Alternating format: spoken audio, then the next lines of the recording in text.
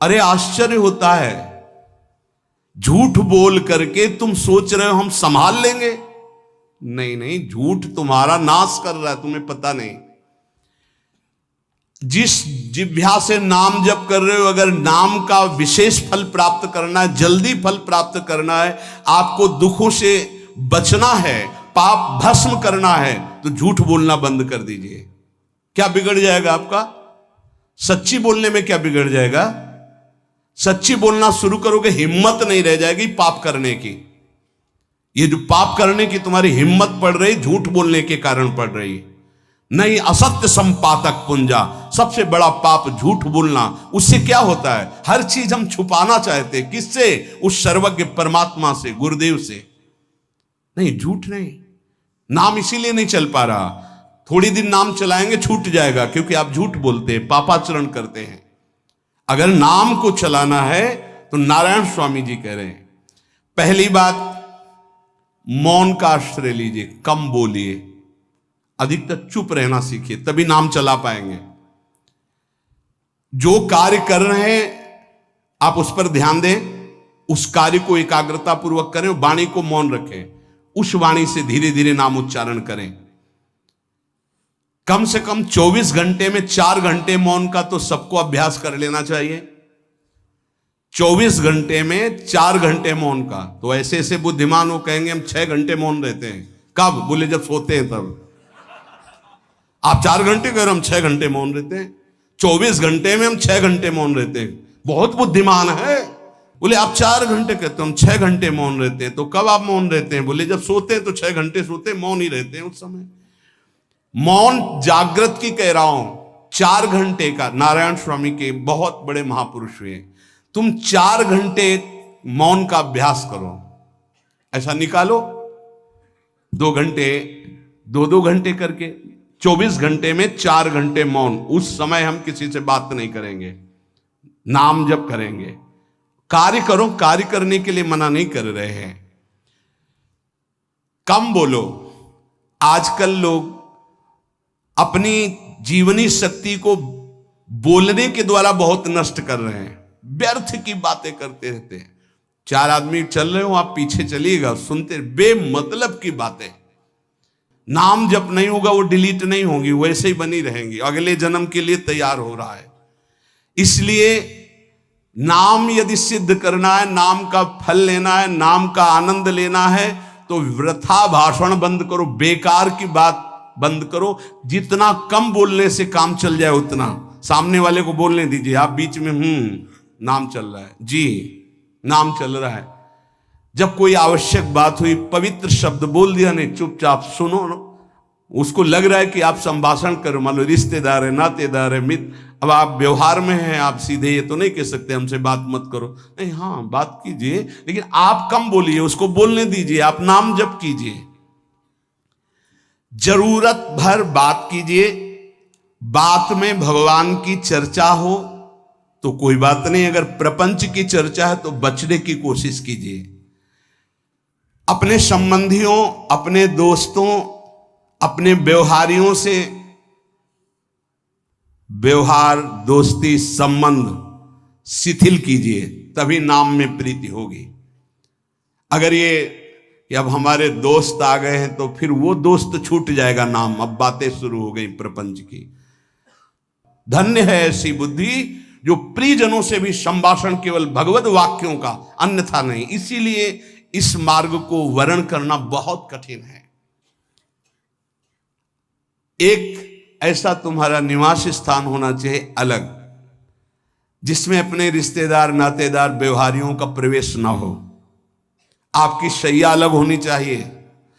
अगर नाम जापक नाम सिद्ध करना चाहता है, नाम का फल लेना चाहता है, नाम निरंतर चलाना चाहता है, तो जिस आसन पर आप बैठते हैं उसी में प्रपंची, विषयी, संसारिक वृत्ति वाले बैठेंगे तो भजन की वृत्ति नहीं बन पाएगी।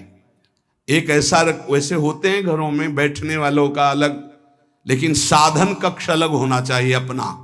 किसी का यदि प्रवेश ना हो तो आप देखेंगे कि आपके साधन के परमाणु आपको वहां बैठते ही तत्काल विक्षेप रहित करके भजन में लगा देंगे। अगर घर में ऐसा कुछ ना हो तो एक आसन अपना अकेला रखिए, जिस पर आप शयन करें वो आसन केवल आपका ही होना चाहिए। अगर वो सार्वजनिक बैठने के लिए ही है, ऐसी व्यवस्था नहीं, तो आसन समेट कर अपना अलग रख दीजिए और दूसरे आसनों पर बैठा लिए, फिर वो आसन हटाकर जब आप शयन करें तो आपका आसन होना चाहिए। इसका बहुत बड़ा प्रभाव पड़ेगा। कोई भी ऐसा दृश्य या पुस्तक ना पढ़ें जो वासनात्मक हो और प्रभु के नाम से आपको विमुख कर दे। अखबार आदि, समाचार आदि, ये हमारे चिंतन को नष्ट करते हैं। अगर नाम जप करना है, निरंतर नाम स्मृति बैठालनी है, एक घटना कई मिनट तक विक्षेप देती है। ऐसा हुआ, कैसे लोग हैं, अब उसमें तो समाचार ही हो रहे हैं, सैकड़ों बातें हो रही, पेपर है तो सैकड़ों बातें लिखी हैं, क्या क्या, अब वो सब दिमाग में भर गई। इतना व्यसन है किसी किसी को पेपर पढ़ने का, समाचार पत्र पढ़ने का, कि सुबह होते ही वो विरह में रहते हैं कि पेपर आ जाएगा। आया नहीं, मिला तो ऐसी एकाग्रता से पढ़ते हैं जैसे वेदांत चिंतन करने वाला वेदांत चिंतन। चश्मा लगा, चाय रखी, ठंडी हो रही, उससे मतलब बीच बीच में चाय और चश्मा से और पूरे दिमाग में वही। अब क्या करेगा, जो पढ़ा है उसका चिंतन बनेगा, वही बोला जाएगा। अब जहां चार मिले तो तुम्हें पता है, उत्तर प्रदेश में ये हुआ, मध्य प्रदेश में ये हुआ, चर्चा दिमाग। नाम जापक पूज्य श्री नारायण स्वामी कह रहे, अखबार पढ़ना, दुनिया भर की प्रपंच की जिसमें बातें हैं, ऐसे समाचार, ऐसे टेलीविजन देखना, ये तुम्हारे हृदय में नाम नहीं चलने देंगे, तुम्हारी स्फुरणा को गंदी कर देंगे, बेकार का वक्त खराब होगा। इसलिए अगर आपको पढ़ना ही है तो धार्मिक ग्रंथों को पढ़िए, अपने इष्ट संबंधी ग्रंथों को पढ़िए नाम जपने के लिए। किसी को कभी वचन न दें। पांचवा, बहुत बहुत पॉइंट की बात करें, यदि आपने किसी को वचन दे दिया और पूरा नहीं किया तो भजन का फल वहां जाएगा, ध्यान रखना। यही हमसे सब त्रुटियां होती रहती है अपने लोगों से। जाओ आज से बाद वचन दे दिया, हम ऐसा नहीं करेंगे, नहीं करेंगे चाहे मर जाएं। और अपने लोग ऐसे फिसड्डी हैं कि शाम के वचन देते हैं और सुबह फिसल जाते हैं। 2-4 दिन बहुत बहुत चला, फिर फिसल जाते हैं। बोले कसम से आज से ऐसा नहीं करेंगे। तो आप इसको खिलवाड़ न समझें, आपके सुकृत नष्ट हो रहे हैं, वासना आपके सुकृतों को नष्ट कर रही। दूसरा, जैसे आपने किसी से कहा कि मैं शाम के 5 बजे आ जाऊंगा, तो 5 बजने में 5 मिनट कम होने पर आपको पहुंच जाना चाहिए, 5 मिनट ओवर होने पर नहीं, उसके पहले ही आपको ऊपर। यह संतों के जीवन में देखा गया है। समय का बहुत बड़ा जीवन में अस्तित्व है। अगर आप किसी को समय दें, फिर उसमें प्रमाद स्थिति नहीं होनी चाहिए। 5 मिनट पहले पहुंचिए। समय दिया है किसी को तो 5 मिनट पहले उसको इंतजार ना करना पड़े। रात को सोते समय नाम जापक उपासक विचार करें, मेरा नाम किन किन कार्यों में छूटा, मेरे से कौन कौन सा पाप हुआ, मैंने कौन सी आज गलती की जो नहीं करना चाहिए, और उसे डायरी में नोट करें। नारायण स्वामी कह रहे हैं दूसरे दिन सावधानी पूर्वक वो गलतियां ना होने पावे जो हमने आज की। जब उपासक सत्य बोलना स्वीकार करता है तो उसके हृदय में डर जागृत हो जाता है। ध्यान रखना, डर ये माया के द्वारा प्रेरित है। अगर व्यापार में सत्य बोलेंगे तो पैसा अधिक नहीं आएगा, अगर हम सत्य बोल दिए तो डांट लगेगी, अगर हम सत्य बोल दिए तो सब लोग जान जाएंगे मैं ऐसा गंदा हूं। सच्ची मानिए, सत्य बोलने का नियम ले लीजिए, आप निष्पाप हो जाएंगे, आप महात्मा बन जाएंगे अंदर से। कोई भी पापाचरण आपके जीवन में नहीं रह जाएगा। भगवान का नाम सत्य है, उस नाम को चलाने के लिए झूठ बोलने वाला नाम को कैसे चला सकता है। सत्य बोलने से यदि तुम्हारा नुकसान हो रहा है तो तुम सह जाइएगा। नारायण स्वामी कह रहे हैं उससे बड़ा लाभ आपको श्री भगवान प्रदान करेंगे। आप सत्य बोलिए। आजकल भगवान पर विश्वास नहीं, इसलिए झूठ पर विश्वास है। कलयुग की ऐसी प्रेरणा है कि सब झूठ बोलने लगे हैं। कोई डरता ही नहीं झूठ बोलने में, पूरा का पूरा। जैसे नहीं कहते कुछ तो सत्य होगा, ऐसे ऐसे महानुभाव हैं कि 100% झूठ बोल जाते हैं, 100%। धन्य है मोबाइल जो झूठ बुलाने में बहुत प्रवीण है, बहुत प्रवीण है। अरे भाई हम नहीं मिल सकते, आज हमारा मन नहीं है, खत्म खेल हो गया, सत्य बात है, नहीं मिल सकते आपसे, मत उठाओ फोन। अगर तुम्हें झूठे ही बोलना है तो फोन क्यों उठाओ? नहीं बोलेंगे, नहीं उठाएंगे तो समझ जाएगा कि उनकी रुचि नहीं। ये झूठ क्यों बोलना, सत्य बोलो। झूठ से यदि आप बच गए तो आपके जिह्वा पे नाम निरंतर चलने लगेगा। ये झूठ ही नाम नहीं चलने दे रहा। असत्य आचरण, छुपाने की वृत्ति, असत्य भाषण, ये नाम में प्रीति नहीं। किसी को भी फुसलाने के लिए झूठ मत बोलिए।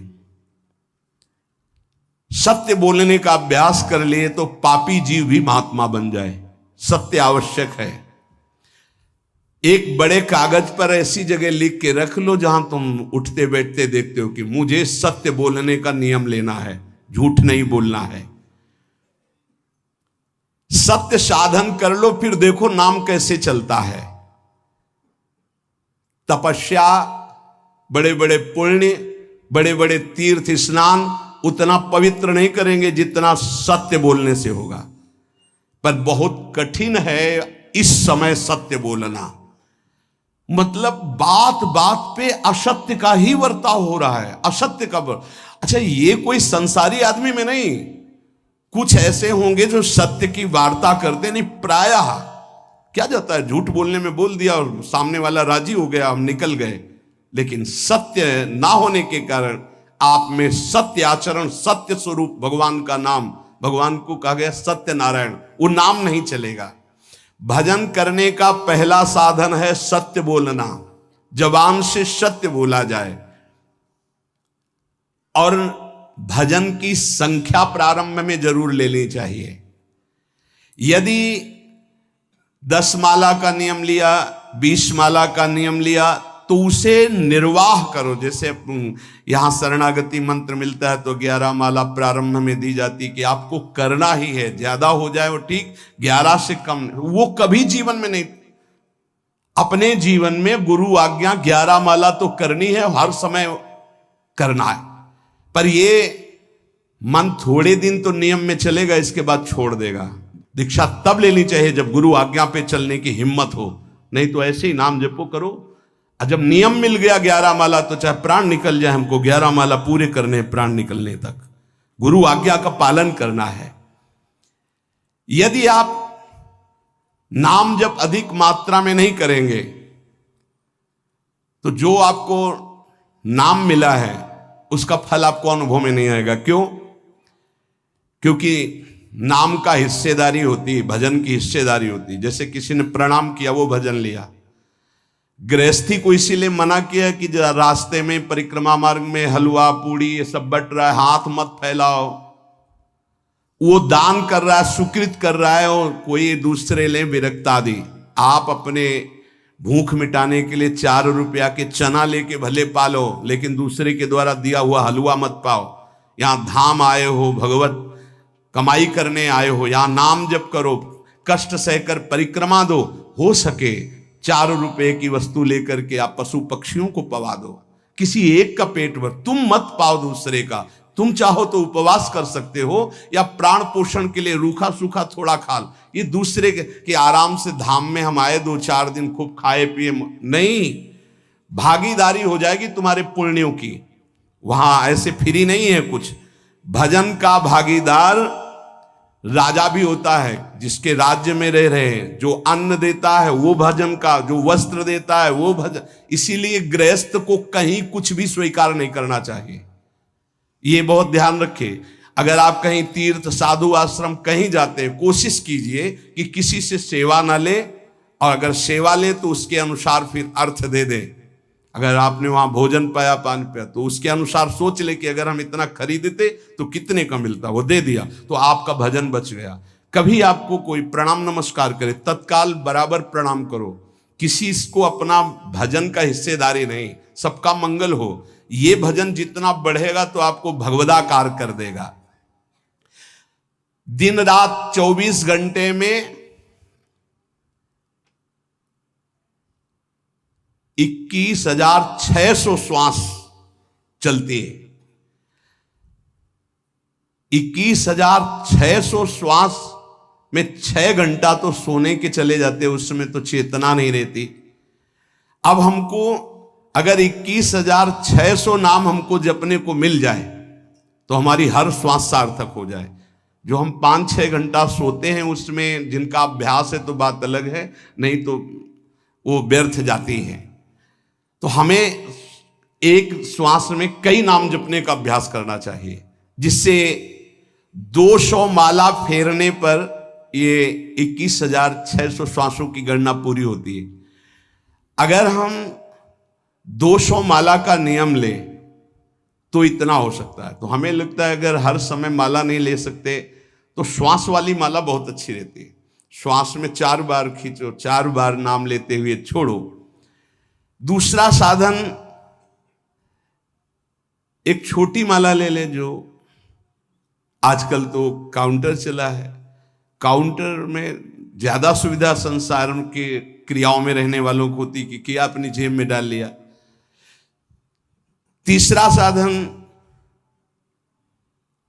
वो बहुत कठिन है, मन की वृत्ति से नाम जप करना।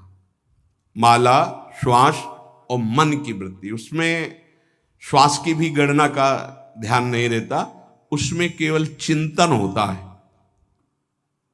चल रहा है। पर ये आखिरी स्थिति होती, इसी के बाद वो परिपक्व अवस्था होता है। जिह्वा से धीरे धीरे नाम उच्चारण करते हुए ये पहला अभ्यास है। प्रारंभिक को एकदम मानसिक में नहीं पहुंचने की चेष्टा करनी चाहिए, 2-4 नाम के बाद मन प्रपंच में फंसा देगा। दूसरा अभ्यास कंठ से में, जैसे हम जिह्वा से राधा वल्लभ श्री राधा वल्लभ श्री राधा वल्लभ श्री, इसे वाचिक जप कहते हैं। मंत्र नहीं होगा, ऐसे नाम होगा।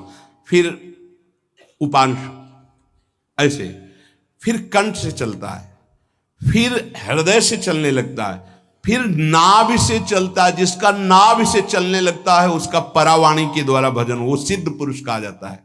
4 वाणी, परा, पश्यंती, मध्यमा, वैखरी। वैखरी जो बोल रहे हैं, जो कंठ से, फिर हृदय से पश्यंती, परा नाभि से, मूलाधार केंद्र से लेकर के संपूर्ण ब्रह्मांड में इसमें नाम गूंज रहा है, वो सिद्ध पुरुष का होता है। पहला अभ्यास जिह्वा हिला करके शुरू करें, राधा राधा राधा राधा। फिर कंठ से, कभी हमारे सदगुरुदेव भगवान को देखना, अगर कोई आ गया और बातचीत का हुआ तो यहां से तत्काल चलता दिखाई देता है ना, कंठ ऐसे ऐसे हिलने लगता है कंठ। अगर शांत बैठे तो फिर नहीं दिखाई देता। अगर कोई है आसपास तो इतनी तीव्रता लगन होती कि कहीं छूट ना जाए नाम।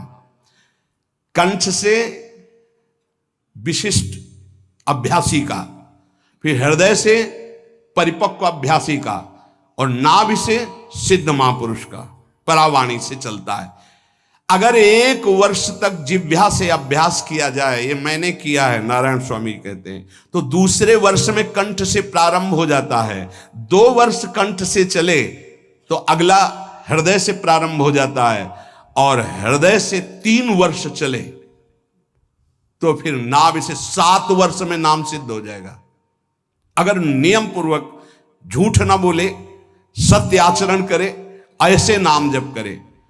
हम ये कहते हैं कि चलो थोड़ा धीमे ही सही, पर 12 वर्ष में तो आपको सिद्ध हो जाना चाहिए।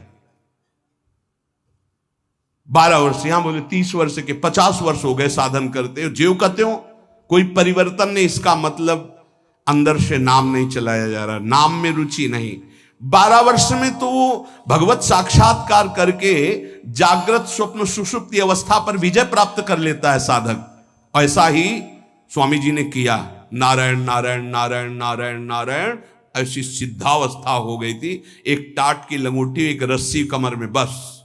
बड़े ही उच्च कोट और बहुत बड़े अरब खरबपति घर के बालक थे। सारी सिद्धियां उसके पैरों में लौटने लगती हैं, जिसका नाभि से भजन प्रारंभ हो जाता है, परावाणी से। अजपा जाप उसे ही कहते हैं जो नाभि से होता है। अजपा जाप करने वाले उपासक में जो अजपा जाप करने की चाह रखते हैं, पहला भोजन पर ध्यान दे, सात्विक भोजन, पवित्र भोजन। भाई नाम का स्वाद नहीं मिला तो कुछ लोग जो है बहुत प्रसन्न होते हैं जब सांसारिक पदार्थ आता है। बड़ी कृपा श्री ठाकुर जी की रही है कि इस विषय पर जो है बहुत परिपक्व किया है। रोटी नहीं मिली, ये रबड़ी रसगुल्ला की तो बात जाने दो। गंगा का किनारा, गांव में जाना नहीं, जो आकाश वृत्ति से वो आ जाए वही। आप लोगों को तो रोटी तो मिल रही है। पहला नाम सिद्ध करने के लिए भोजन सात्विक और थोड़ा, अगर एक समय पाके निर्वाह कर लो तो अच्छा, नहीं तो 2 समय, 3 समय पाने का तो अधिकार ही नहीं साधक को। भगवान की बड़ी कृपा है, जब भूख थी तब था नहीं, और जब है तो भोजन नहीं पा सकते। वो बड़ा लीला बिहारी है। जब भूख थी तब भोजन नहीं, और जब भोजन है तो नियम कानून इसके लग गए हैं, ये इतना इतना। दूसरा, पहला भोजन पर पवित्र। देखो नाम जप के लिए बहुत आवश्यक है। यही जीवन है कि अगर आप नाम जप करने लगे तो हमारा बोलना, हमारा जीना सार्थक हो जाएगा। अगर नाम जप आपको करना है तो पवित्र भोजन होना चाहिए। 2 टाइम भोजन पाना है तो थोड़ा थोड़ा पाओ, पेट ना भरने पाए, ऐसा ना लगने की वजन बढ़ गया है। वजन बढ़ गया है तो भजन घट गया है, वजन घट गया है तो भजन बढ़ गया है। देखो तुम्हारे संसारिक संबंधी माता पिता चाहेंगे कि तुम्हारा चिकना शरीर होना चाहिए, हष्ट पुष्ट होना चाहिए, लेकिन हम चाहेंगे कि तुम्हारा भजन पुष्ट होना चाहिए, भगवदाकार वृत्ति होना चाहिए। शरीर तो आज है, कल नहीं रहेगा, चाहे जितना चिकना कर लो। संसारिक माता पिता के प्यार में और गुरु के प्यार में यही अंतर है। वो आपके स्वरूप को पुष्ट करेगा तो शरीर तो अपने आप, मन प्रसन्न है तो वो स्वस्थ है, अस्वस्थ होने पर भी स्वस्थ है। अगर शरीर स्वस्थ है और काम वासना है, नाना प्रकार की चिंताएं, ये थोड़ी माता पिता दूर कर पाएंगे। वो तो तपस्या और साधना से ही दूर होती है, ध्यान रख लीजिए। अधिक भोजन पाना, शरीर को बहुत पुष्ट बलवान कर लेना, तो हर इंद्रियों को भोग देना पड़ेगा आपको। वो कोई तपस्वी होता है, जो तपस्वी होता है वो संयमी होता है, जो संयमी होता है उसके चर्बी नहीं होती, ध्यान रखना। युक्ताहार विहार से, प्राण पोषण के लिए केवल शरीर में अन्न जाए तब नाम में प्रीति होगी। खाते खाते अनेकों जन्म व्यतीत हो गए, वर्षों व्यतीत हो गए, अरे अब तो भजन कर लो, कहां तक खाओगे? ये नरक कुंड है, डाला विष्ठा बन गया। नींद, एक नियम बना लो कि इतना ही सोना है। पता नहीं सोने में कौन सा सुख, नींद में केवल एक बात का सुख होता है, आपका संसार का चिंतन नहीं होता, तो आप जो शांत रहते हैं वो सुख होता है, लेकिन वो तमोगुणी सुख है। अगर आप जागृत में संसार का चिंतन न होने दें और भगवत चिंतन कर रहे हैं तो आप महापुरुष हो जाएंगे। सो के जीवन क्यों बर्बाद करते? एक टाइम रखिए सोने का, बस। ये कोई तुम्हारा सुख नहीं है, ये तमोगुणी सुख है। निद्रा आलस्य प्रमादोत्तम तत्तामस मुदाहृतम। और एक बात समझ लो, यद तज्ञे विस्मि परिणामे अमृतोपमम। जिसमें विष जैसा शुरुआत में लगता है उसका परिणाम अमृत होता है, और जिसकी शुरुआत अमृत जैसी लगती है उसका परिणाम विष होता है। प्रातःकालीन उठ करके सत्संग में आना विष जैसा लगता है, लेकिन उठ के आ रहे हो तो इसका फल अमृत होगा। ब्रह्म मुहूर्त में सो रहे हैं, जीवन बर्बाद कर रहे हैं, अरे ब्रह्म मुहूर्त में उठिए, स्नान कीजिए और सच्चिदानंद भगवान में चित्त को जोड़िए। ये विष जैसा लगता है, परिणाम अमृत जैसा होता है। तीसरा, 24 घंटे में 1 घंटे का तो एकांतवास करना सीख ही लो, चाहे गृहस्थ हो चाहे कोई भी हो। 1 घंटे हमसे कोई बात नहीं करेगा, अपने दरवाजा बंद, थोड़ा 1 घंटे कोई ऐसा समय निकालो जिसमें चित्त को केवल श्री कृष्ण से जोड़ो, प्रियाजू से जोड़ सको। चौथा, विरक्त साधक, तकिया, गद्दा, ये सब चीजें अगर लगा के सोओगे तो नाम जप नहीं होगा। देखो, हितधाम में कुशासन और एक ईंट कुशासन के नीचे, सर्दी में ओढ़ने के जो हमारे कंबल थे वो आटे का बोरा बलराम जी ला के दे थे। जीवन को यदि आप कसौटी पे नहीं कसेंगे तो भजन नहीं होने वाला। अब तो शरीर रोग से ग्रसित है, आप चाहे जहां रखो चाहे जैसे रखो, प्रिया जो जाने। जब तक हमें भगवदाकार वृत्ति ना हो जाए तब तक विषयों को स्वीकार नहीं। ऐसे हैं साधक, बड़ा सुख मिलता है। एक ऐसे पड़ा हुआ है आसन, उनके कमरे में जाके देखिए, केवल आसन ही है।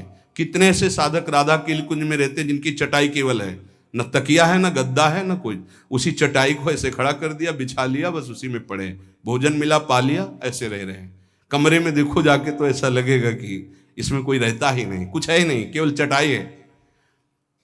तकिया गद्दा विशेष विलासिता की वस्तुएं तो नाम जप नहीं होने वाला, ध्यान रखना। जहां पड़े आराम से नींद आ जाएगी, सो जाएंगे, और जब तो नींद उतनी आएगी जितनी आवश्यकता है। भजन का खजाना तिजोरी में रखें, कभी किसी से बताएं नहीं कि आपका भजन कितने माला कितना होता है। पूज्य नारायण स्वामी जी कह रहे हैं, भजन को खजाने में रखने का मतलब है लूटने वाले डाकू माया भेजती है, काम क्रोध लोभ मोह मद मत्सर आदि, और प्रिय गृहस्थ भगत आदि। कैसे प्रिय गृहस्थ? स्वामी जी अब ये सब आप ही कहा है, बहुत बीमार है, आप देखना। ठीक है, दूसरे की दुख निवृत्ति करना संत का स्वभाव होता है, पर हम जिस मार्ग के पथिक हैं, हमारा कर्तव्य है, हमारे पास हमारे प्रभु के सिवा कोई नहीं, हमारा जो कुछ है वो प्रभु हैं। ए भैया, जैसा श्री जी चाहेंगे वही सब मंगल करेंगे, ये शब्द होना चाहिए, उससे उसका भी मंगल होगा, आपकी भक्ति पुष्ट होगी। कभी भी जो गृहस्थ में भजन करता है, किसी भी तरह का किसी से भी कोई प्रतिग्रह ना ले, नहीं ले लो, ये लो ही बढ़िया है, रख लो, नहीं महाराज हमारा ये मार्किन का गमछा ही काफी है हमारे लिए, नहीं नहीं नहीं, ये प्रसाद पाल, हाँ इतना किनका दे दीजिए, भगवत प्रसाद है, ये हमारे लिए पर्याप्त। गृहस्थी में अगर आप भजन करते हैं तो अपने भजन को बचाने के लिए किसी से भी दान पुण्य, किसी का भी बट रहा है वो स्वीकार न करें, किसी से प्रणाम नमस्कार, किसी से अपनी सुविधा सेवा स्वीकार न करें। और जो विरक्त है उसको ध्यान रखना चाहिए कि हमारा जीवन केवल जगत मंगल के लिए विश्वेश्वर भगवान को समर्पित जीवन है। ना हम किसी को शाप दे सकते हैं, ना किसी को वरदान दे सकते हैं। सेवक स्वामी की इच्छा को देखता है, ऐसा ऐसा, हाँ प्रियाजू की जैसी इच्छा होगी वैसा नहीं, आप ऐसा नहीं, प्रियाजू का बस जबान से कभी ना किसी के प्रति शाप का, और ना हरिराम व्यास जी ने कहा है कि शाप और वरदान हमारी स्वामी, हमारे स्वामी की, तो हमें हर बार में यही बोलना है, जैसी प्रियाजू की इच्छा, जैसी श्यामाजू की इच्छा। नहीं आप कुछ कह दीजिए तो राधा राधा राधा, नहीं कैसे मंगल होगा, आशीर्वाद दीजिए राधा राधा राधा, बहुत संभाल के। महात्माओं को इस बात में सावधान रखना चाहिए कि ये माया ममता का रूप धारण करके तुम्हारी तिजोरी को खाली कर देगी। खजाना लूटने के लिए माया बहुत अनुभवी महापुरुष है, सेवक के रूप में आती है, खास सेवक बनकर। आज तक जहां दगा हुआ है तो खास से हुआ है। जब वृक्ष कटने लगे तो आपस में बात की, भाई ऐसा कौन आ गया जो हमें काट सकता है? बोले हमारा कोई मिल गया। तो कुल्हाड़ में जो बेंट है ना, बोले मिल गया कोई हमारा। खास बन करके आती है माया, सेवक सेविका रूप लेके। बहुत अनुभव की बात महापुरुषों की, मान लीजिए विरक्त जनों के लिए खास बात है। सेवक सेविका रूप रख करके माया आएगी। इसके बाद अगर आपने स्वीकार किया, फिर तुम सेवक होगे, वो स्वामी होगी।